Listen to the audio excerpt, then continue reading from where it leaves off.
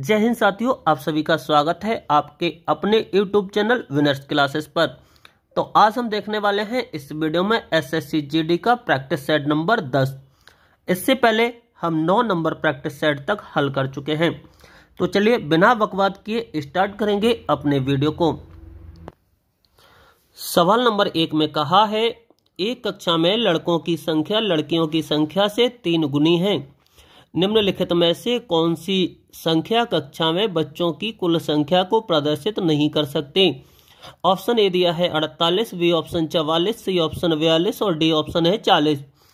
देखिए दोस्तों, अगर प्रैक्टिस सेट लगाने का मतलब तभी है जब आप प्रैक्टिस सेट लगाते समय वीडियो को पॉज करें और पहले प्रश्न को हल करने की कोशिश करें, और जब ना हो तो वीडियो को दोबारा से स्टार्ट करके आप उस प्रश्न का सॉल्यूशन देख लें, तभी आपको इस प्रैक्टिस सेट का लाभ होगा।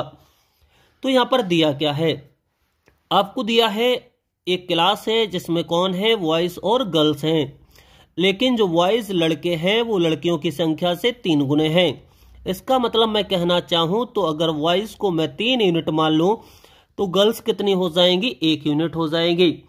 अब आपसे कहा है कि कौन सी संख्या उस क्लास के विद्यार्थियों को नहीं दर्शा सकती। तो यहाँ से सोचने वाली बात यह है, अगर मैं बात करूं 3 यूनिट बॉयज हैं, 1 यूनिट गर्ल्स हैं, तो ओवरऑल स्टूडेंट कितने होंगे, तो आप कहेंगे 4 यूनिट होंगे। कितने होंगे, 4 यूनिट होंगे। अब जो हमारा टोटल है वो 4 का कोई भी मल्टीपल हो सकता है। हमारे हिसाब से टोटल 4 यूनिट होंगे, लेकिन इसी की वैल्यू कुछ भी हो सकती है, लेकिन वो 4 का अवश्य मल्टीपल होगा। तो यहाँ पर देख लीजिए कौन सा 4 का मल्टीपल है, अर्थात कौन कौन सी संख्या है जो 4 से कट जाएगी। पहली संख्या 48, इसमें 4 का भाग चला जाएगा। बी ऑप्शन है 44, चला जाएगा, लेकिन सी ऑप्शन है 42, इसमें 4 का भाग नहीं जाएगा, इसलिए हमारा आंसर हो जाएगा ऑप्शन नंबर सी। उम्मीद करते हैं आप समझ गए होंगे। बढ़ेंगे नेक्स्ट प्रश्न पर।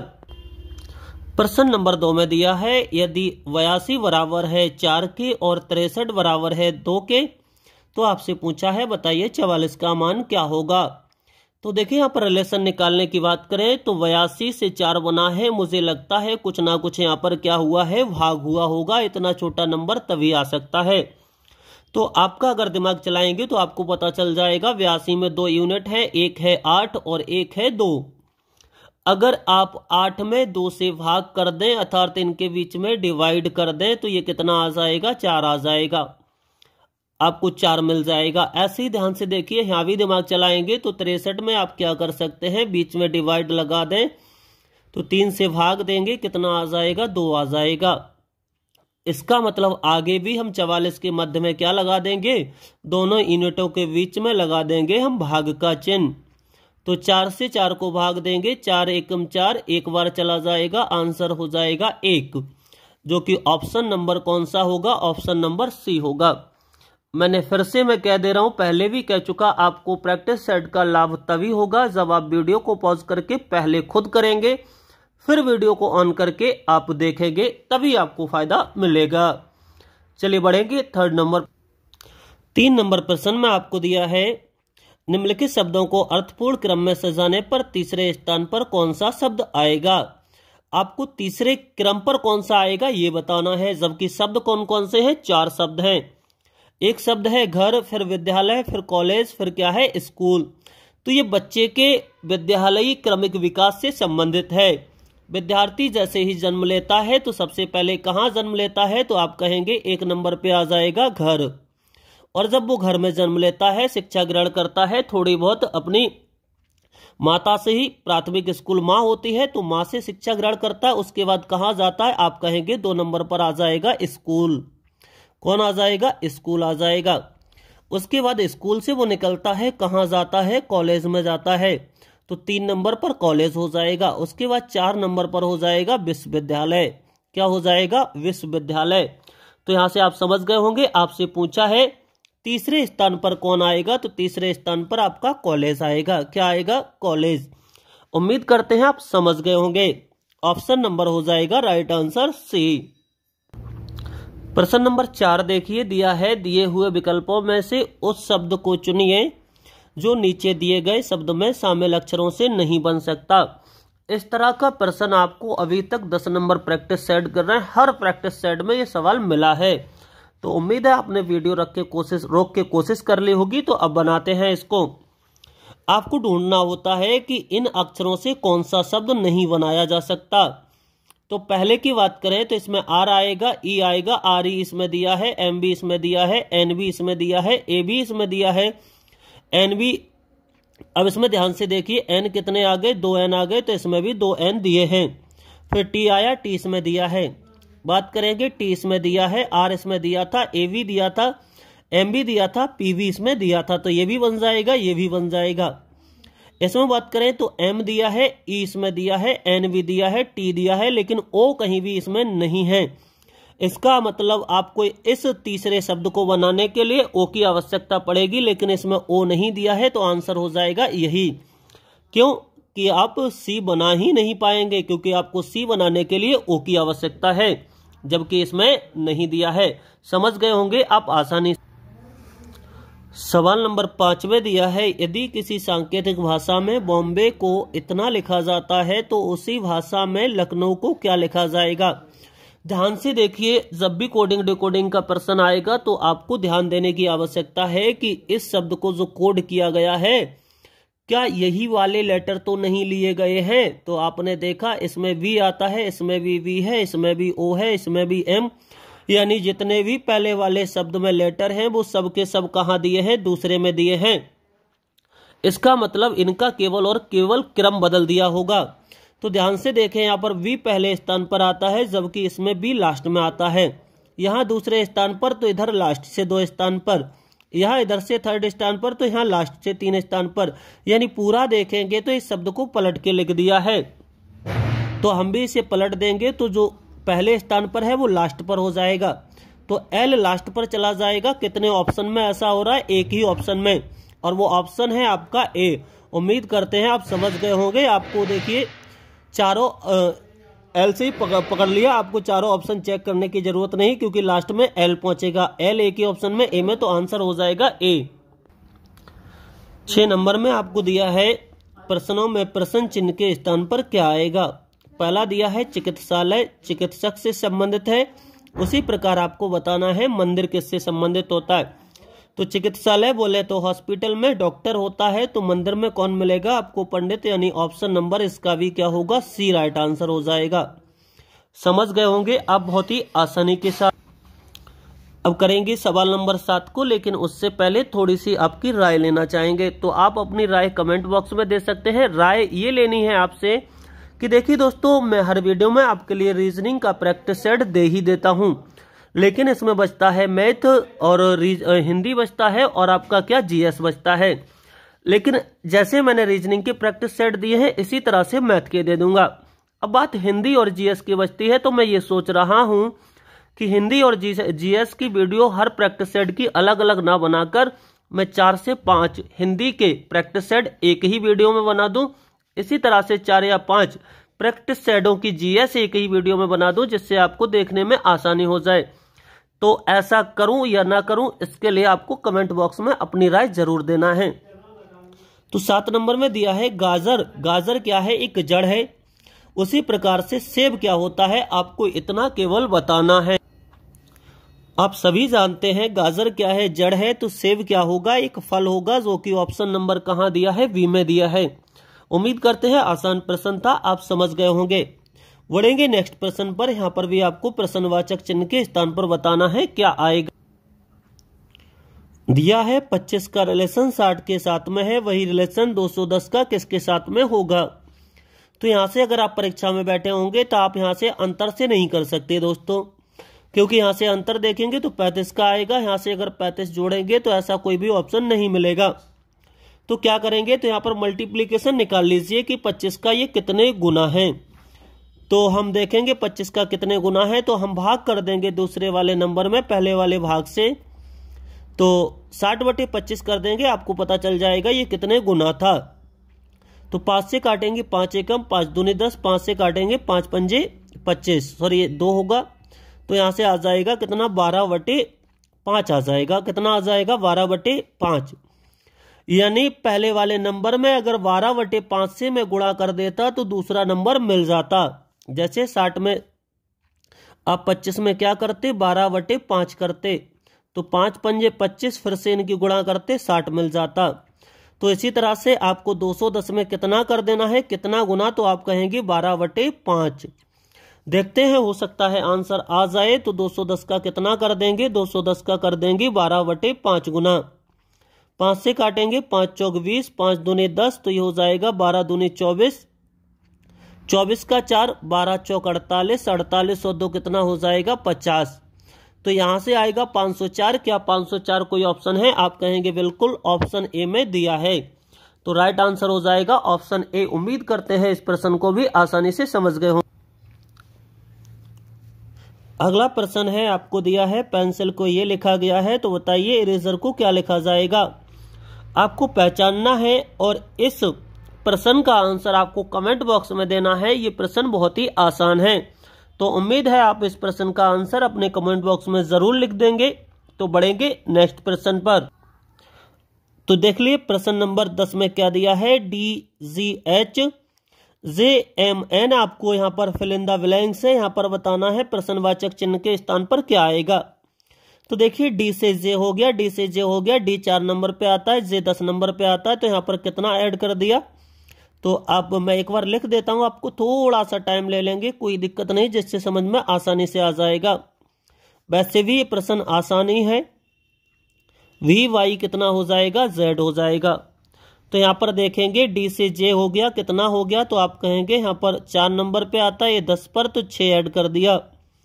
ऐसे ही 7 नंबर पर आता है, ये कितने पर आता है, तो आप कहेंगे G 7 पर आता है और 13 पर, तो 6 ऐड कर दिया। ऐसे यहाँ पर देखेंगे तो यहाँ पर भी क्या किया है, +8 और 6 14 होता है, 6 ऐड कर दिया। तो कहीं ना कहीं इस शब्द के लेटरों में भी कितना ऐड किया होगा, 6 ऐड किया होगा, तब ये आया होगा। तो अगर ये 6 ऐड करने पर आया तो इससे पिछला मुझे बताइए, मैं उल्टा कहना चाहूं तो -6 रहा होगा, और -6 रहा होगा तो 22 में से 6 जाएगा, कितना बचेगा, आप कहेंगे 22 में से 6 घटाइए जल्दी से, कितना बचेगा। तो 22 में से 6 घटाएंगे तो आपको सभी को पता है कितना बच जाएगा, तो हमारे पास 16 बच जाएगा, और 16 बच जाएगा तो P आ जाएगा। ऐसे ही Y होता है 25 पर, और 25 से घटाएंगे 6 तो कितना 19 बचेगा, और 19 आप सभी जानते हैं S होता है। तो PS कितने ऑप्शन में दिया है, एक ही ऑप्शन में, जो कि ऑप्शन नंबर D है। तो यही हमारा राइट आंसर हो जाएगा। अब देखिए प्रश्न नंबर 11 में सीरीज का प्रश्न है। यहां भी आपको प्रश्नवाचक चिन्ह के स्थान पर भरना है। तो देखिए एक बार मैं लिख देता हूं, वैसे तो ऐसे समझ में आ जाएगा। तो 257 दिया है, 226 दिया है, 197 दिया है, और फिर प्रश्नवाचक चिन्ह दिया है। तो यहां पर ध्यान से देखेंगे तो ये सीरीज धीरे धीरे घट रही है। क्या हो रहा है, घट रही है। तो मुझे लगता है कुछ संख्याओं का अंतर होगा, तो अंतर करके देख लेते हैं। यहां से अंतर करेंगे, 7 से कितना जाएगा, तो 6 बचेगा, तो आप कहेंगे 1 जाएगा, कितना बचेगा 1। 7 से 6 घटाएंगे 1 बचेगा, 5 से 2 घटाएंगे 3 बचेगा, 2 से 2 घटाएंगे 0। आगे बात करते हैं तो यहाँ 7 से 6 जाएगा नहीं, तो 16, 16 से 7 जाएगा 9 बचेगा। फिर से आप यहाँ 1 बचा, तो यहाँ पर कितना हासिल ले लेंगे, और चाहे डायरेक्ट 21 कर लेंगे, 21 से 19 जाएगा तो 2 बचेगा। आगे आप देखिए क्या बच सकता है। आपने देखा 31 से 29 हो गया, 29 हो गया, -2 हो गया। तो आगे भी हम -2 करके घटा के देखते हैं। 29 से -2 करेंगे, 27 बचा, और इसमें से कितना घटा देंगे, 27 घटा देंगे। तो 27 जब माइनस करेंगे तो 27 माइनस करेंगे, 7 से 7 जाएगा, 0 बचेगा। और बात करें तो 9 से 2 जाएगा तो कितना बचेगा, आप कहेंगे 7 बचेगा। कितने ऑप्शन के अंत में 7 और 0 आ रहा है, तो आप कहेंगे एक ही ऑप्शन है, ऑप्शन नंबर वी है। यही इस प्रश्न का राइट आंसर हो जाएगा। अगला प्रश्न नंबर 12 दिया है आपको, पेपर कटिंग एंड फोल्डिंग का प्रश्न है। अब पेपर कटिंग एंड फोल्डिंग में कैसे, ये पेपर आपके पास एक पेपर था, फिर इसे यहां से मोड़ के ये कर दिया, और इसे बनाने के बाद फिर जो ये पेपर प्राप्त हुआ इसे फिर से मोड़ा गया है, यहां से मोड़ा गया इधर को, यहां से मोड़ा गया इधर को। अब जो मुड़ी हुई आकृति है उस पर 2 कट लगा दिए, एक यहां लगा दिया और एक यहां पर लगा दिया। अब आपसे पूछा है खोलने पर कौन सी आकृति प्राप्त होगी। ये ऊपर पढ़ने की जरूरत नहीं है, क्या लिखा है क्या नहीं लिखा है। पेपर फोल्डिंग कटिंग का देखते ही आपको उत्तराकृति निकालनी है कि खोलने पर क्या प्राप्त होगा। तो ध्यान से देखेंगे इस आकृति को, तो आप कैसे करेंगे। मैंने एक बेस्ट अप्रोच बता रखा है। जब भी पेपर कटिंग फोल्डिंग का प्रश्न आ जाए तो आप इसमें मिरर लगा दीजिए, जैसे जैसे आपने पेपर को फोल्ड किया था। अब ध्यान से देखेंगे ये आकृति है और इसे आपने इससे इधर से फोल्ड कर रखा है और इधर से अगर यहां से फोल्ड कर दिया है तो जब खोलेंगे तो सबसे पहले तो ये आकृति इधर जाएगी और ये आकृति जब इधर जाएगी तो आप कहेंगे, देखिए एक बार मैं कोशिश करता हूं बनाने की। इस तरह से फोल्ड होने के बाद है जब ये आकृति खोलेंगे तो यहां पर जो 2 कट लगे हैं वो कट यहां पर तो रहेंगे ही खोलने पर, एक यहां रहेगा एक यहां रहेगा, लेकिन जब खोलेंगे तो ये वाला जो पार्ट है वो इधर भी खुलेगा जाके, क्योंकि यहां से फोल्ड किया गया है तो एक कट इधर आ जाएगा। अब देखिए ऐसा कहीं भी आपको 3 कट सिंगल सिंगल दिखाई दे रहे हैं तो आप कहेंगे एक ही आकृति है, जो कि ऑप्शन नंबर कौन सा है, ए। वाकई आपको इस तरह के सिंगल सिंगल 3 कट दिखाई नहीं दे रहे, तो 3 कट वाली आकृति केवल एक ही है, वो भी सिंगल सिंगल, तो सिंगल सिंगल इसी में है। तो ऑप्शन नंबर ए इसका राइट आंसर होगा। उम्मीद करते हैं आप समझ गए होंगे। प्रश्न नंबर 13 में दिया है कौन सी, नीचे ये पढ़ने की जरूरत नहीं होती है, आपको आकृति निहित है इतना पढ़ना है। आकृति कौन सी आकृति में उत्तर आकृति में निहित है, तो देख लीजिए एक बार, थोड़ा सा छोटा कर देता हूं मैं इसे तो आपको सही दिखेगा। तो यहां से देखिए चारों आपके सामने ऑप्शन दिखाई देने लगे हैं, कौन सी आकृति में ये छुपी हुई है। तो ये भी प्रश्न नंबर 13 हम आपके लिए छोड़ देते हैं, क्योंकि आपको ये स्पष्टता से आप इसे का आंसर निकाल सकते हैं। तो 13 नंबर का भी आंसर आप कमेंट बॉक्स में लिखेंगे। उम्मीद करते हैं ऐसा आप जरूर करेंगे। सवाल नंबर 14 में दिया है नीचे दी गई प्रश्न आकृति का प्रयोग करके कौन सी आकृति बनाई जा सकती है। यानी आपको कुछ पार्ट दिए गए हैं कटे फटे, इन्हें जोड़कर कौन सी आकृति बन सकती है। तो देख लीजिए सबसे पहले ऑप्शन देखेंगे तो आपको ये चारों ऑप्शन आपके सामने होंगे। पहला ऑप्शन देखें तो इसमें इस तरह के एक पार्ट की आवश्यकता पड़ती है और इसमें ये है एक ये है, कुल मिला के इसमें आवश्यकता कितने पार्टों की है, तो आप करेंगे 1 2 3 4। यहां पर आपको कितने भाग दिए हैं, 1 2 3 4, तो इसमें 4 की आवश्यकता है। कुछ ऑप्शन तो ऐसे ही हट जाएंगे। यहां देखें तो 1 2 3 4, यहां भी 4 की आवश्यकता है, लेकिन यहां पर जाएंगे तो 1 2 3 4 5 भागों की आवश्यकता, जबकि हमारे पास 4 हैं तो ऑप्शन सी आंसर नहीं बनेगा। यहां तो 4 से बहुत ज्यादा की आवश्यकता है तो ऑप्शन डी भी आंसर नहीं बनेगा। आंसर वो बनेगा जिसमें आपको क्या मिलना चाहिए। अब इन दोनों को देख लीजिएगा, आपको एक इस तरह की आकृति मिलनी चाहिए और इस तरह की आकृति मिलेगी। ये कहीं ना कहीं कैसी आकृति है, तो एक चतुर्भुज ही है और चतुर्भुज देखें तो ये कहां मिल जाएगा, मुझे बताइए क्या यहां पर मिलेगा। आप कहेंगे बिल्कुल नहीं, क्योंकि यहां से ये होना चाहिए था इस तरह से सीधा, तब तो ये मिल जाता। यहां देखें तो यहां पर भी एक बार देख लेते हैं। हाँ, यहां पर ये कहीं कहीं मिलता हुआ नजर आ रहा है। यहां पर देखेंगे तो ये मिलता हुआ नजर आ रहा है, लेकिन क्या ये पूरा पार्ट है, नहीं, इसमें तो एक पार्ट और घुसा है। तो इसका मतलब यहाँ पर भी ये वाली आकृति नहीं मिल रही। तो ये आकृति कहाँ मिलेगी, ध्यान से देखिए तो यहाँ पर आपको स्पष्टता नजर आ जाएगी आकृति यहाँ पर मिलती हुई। तो इसलिए ये वाली आकृति यहाँ पर छुपी है। ये ट्राइंगल है, देख लीजिए यहाँ पर रखा है।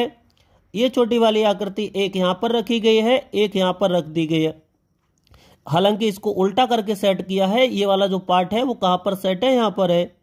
तो इसका राइट आंसर होगा option number B. Option number B में आपको ध्यान से देखने पर मिल जाएगी, अर्थात यही बनके तैयार हो जाएगी। प्रश्न नंबर 15 में दिया है कुछ भाग इधर है, कुछ भाग थोड़ा सा दूसरे पेज पर है। नीचे दी गई आकृतियों में से कौन सी उत्तर आकृति प्रश्न आकृति के पैटर्न को पूरा करेगी। तो देख लेते हैं एक बार पैटर्न क्या दिया है। तो इस आकृति को आपको प्रश्न नंबर 15 में पूरा करना है। तो जब इसको करेंगे और इन विकल्पों में से किसी एक विकल्प की सहायता से ये पूरा होगा, तो वही विकल्प बताना है कौन सा विकल्प होगा। तो देखिए यहाँ पर पहले में यहाँ पर गोलाई के साथ आया, थोड़ा सा मोड़ के साथ में आया हर जगह, ठीक है, ये मोड़ के साथ में आ रहा है।